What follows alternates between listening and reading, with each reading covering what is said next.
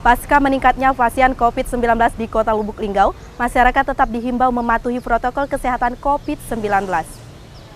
Meningkatnya jumlah pasien COVID-19 di Kota Lubuk Linggau, sampai saat ini sudah terdapat 169 kasus COVID-19, 118 orang sembuh dan 2 orang meninggal dunia.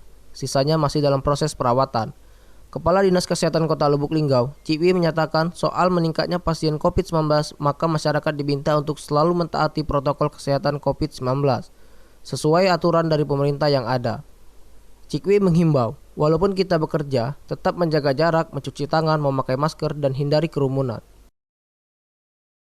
Kita melakukan instruksi, ya, kalaupun bekerja, ya kita tetap menjaga social distancing, jaga jarak, kemudian cuci tangan.